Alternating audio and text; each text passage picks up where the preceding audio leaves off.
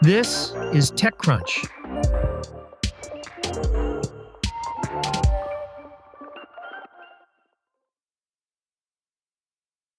Walmart has agreed to pay $100 million to settle a lawsuit from the Federal Trade Commission over deceptive pay practices within its Spark Driver service, which uses gig workers to deliver online orders from local stores to customers.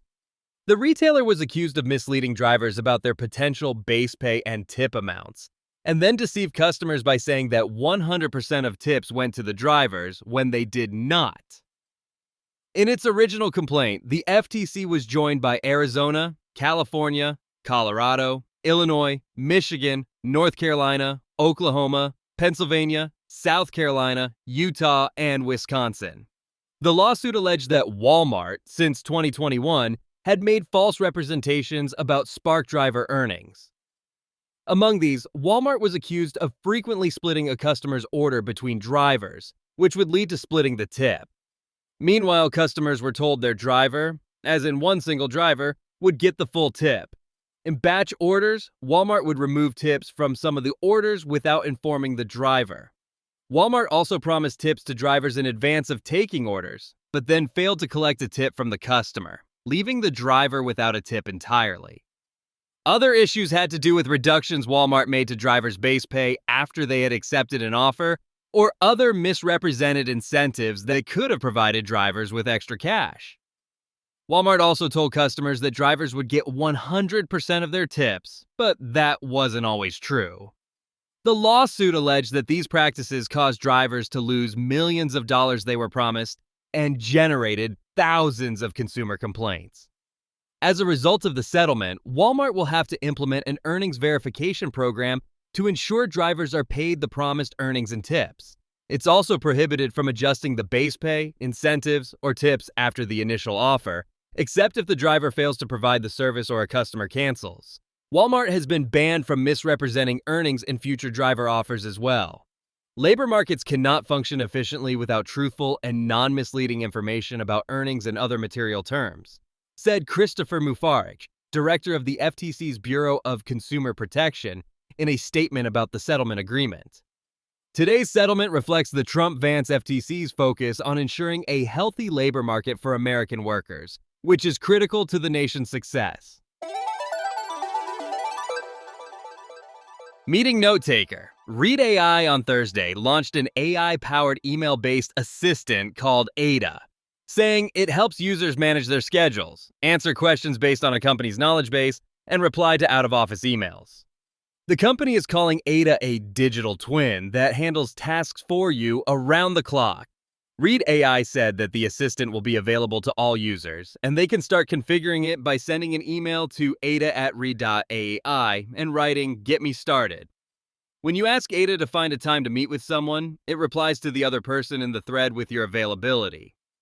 If the other person replies that they are unavailable at those times and would like a different time slot, Ada responds with new options. While Ada has access to your calendar through Read AI, it does not reveal the nature of those meetings with other people. Ada can also answer questions using a company's knowledge base, topics discussed in your prior meetings, and public internet searches. For instance, you can ask, "Ada, can you provide an update on how we are tracking for Q1 goals?" to get information. If someone else asks a question in a thread, Ada will prepare a response for you and help you refine it before it is sent to the other person. The startup said that Ada doesn't reveal any sensitive information without your permission. Read AI's VP of Product, Justin Ferris, said that the new feature doesn't rely on model context protocols and instead builds a knowledge graph based on meeting data and connected services for more contextual answers. He added that over time, the assistant will also take proactive actions for you.